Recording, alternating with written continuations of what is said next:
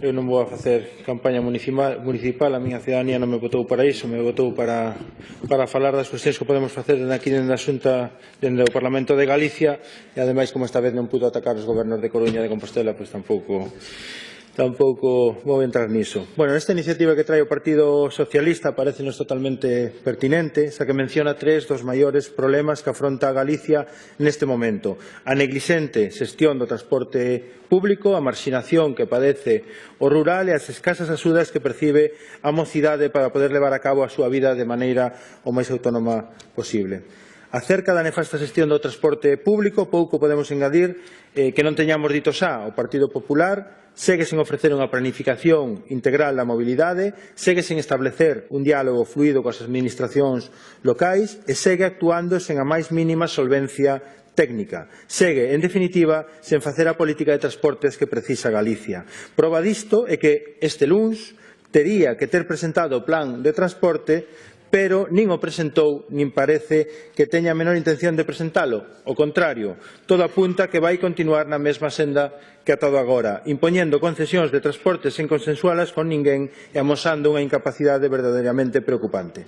O Partido Popular aposta por unha política autoritaria de feitos consumados porque non ten visión de servizo público nin de país e é incapaz de chegar a acordos cos actores implicados. Non hai máis que lembrar as negociacións que mantivo a señora Etel Vázquez no seu día cos sindicatos empresarios do sector de transporte para constatalo. Non logrou convencer nin a uns nin a outros. Galicia precisa unha política de transporte diferente a que lle ofrece o Goberno da Xunta do Partido Popular.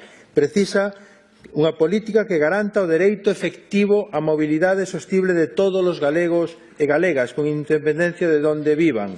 Precisa unha política que faga atractivo o transporte público e que contribúa ao desenvolvemento socioeconómico do noso país. Precisa unha política que permita vertebrar o territorio conectando as áreas metropolitanas e as vilas do rural, porque sí, señores e señoras do Partido Popular, o rural tamén existe. Precisa, polo tanto, un cambio de rumbo que sexa planificado coa participación de todas.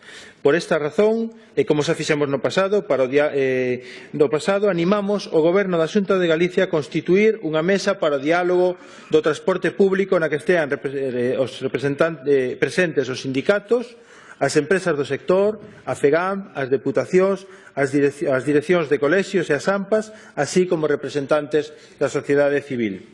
A iniciativa do PSOE subliña, ademais, que as políticas de transporte do Partido Popular continúan marxinando o rural. Dende finais de 2016, a mocidade pode viaxar gratis no transporte metropolitano de Galicia nas cidades da Coruña, Santiago, Ferrol e Lugo. Non obstante, nada semellante sucede no resto do territorio, o que supón un claro agravio comparativo para a xente do rural.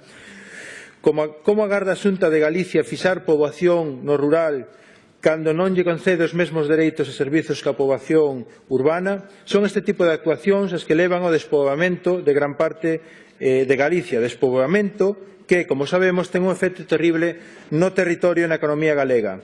Invertir nos servizos de rural non é un gasto, é un investimento que nos permite manter territorio vivo e saudable. Por iso é tan importante contar cun plan de transporte que permita articular as rutas e satisfacer as necesidades da xente vía. En particular, o transporte público ten que lograr satisfacer as demandas da mocidade, que durante moitos anos foi expulsada de Galicia porque non atopaba a maneira de establecerse na nosa terra. Por esa razón, estamos a favor desta proposta do Partido Socialista. Entendemos, nós estamos traballando nunha iniciativa que vai un pouco máis no que ten que ver coa idade da xente moza, en traballar tamén en axudas para o uso do transporte público que teñen que poder ser disfrutadas tamén polos estudantes ata os 29 anos de idade, incluso con descontos con saída chegada dentro da propia de Galicia. Xa que se trata dun colectivo que tamén se ve obrigado a desplazarse con frecuencia e que non sempre conta cos medios económicos para facelo. En resumo, e xa para rematar, apoiamos a iniciativa do Partido Socialista que sinala deficiencias salientables na política de transporte do Partido Popular e pon sobre a mesa unha proposta que, aínda que pensamos que pode ser un pouco máis ambiciosa e ir un pouquiño máis alá en cuestión de idade, pensamos que é totalmente necesaria e que vai na boa dirección. Por a nosa banda, máis nada.